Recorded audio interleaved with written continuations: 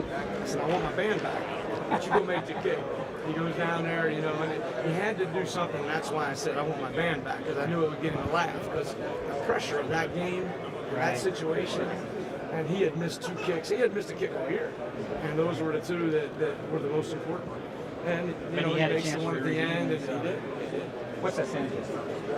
Event plus response equals outcome. It's part of our program. It's part of what we do.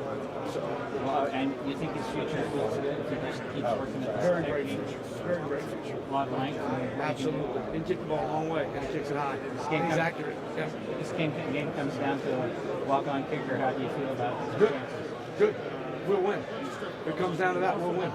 Hey, thanks for talking. Thank you very much. Kerry, when you guys played Clemson a couple of years ago, you guys were more of a zone team on defense. Now you played as pressure. How much did that game change the way you play defense now, and how much has the way you play that defense now in the press man quarters improved your defense since that game?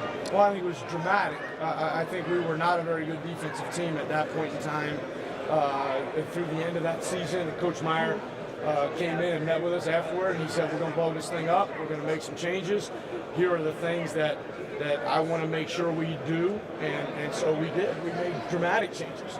And, we would like to think that we're in on-body coverage most of the time, and we're going to challenge most throws. And that's part and parcel to who we are and what we do. Hey, how you doing? It's fun. Good?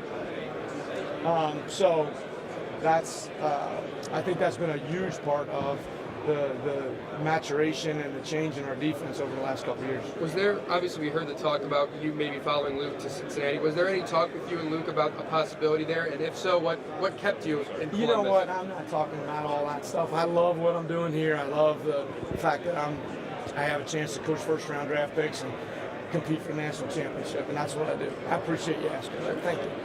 Gary, you said you guys wanted to be more aggressive and everything. Was this year, with the group of corners you have, was this the year where you guys kind of make that step to being that kind of defense? Well, I think we've been that way for the last 3 years, really. I think when we made the change, like we talked about after the 2013 season, we've been evolving more and more. I think that the kids that we are recruiting are built for what we do, and I think that's why they're having great success, and they're going to continue to have great success in the NFL and everything else, because what they do is what the NFL wants, and that's why they're going to be really, really good.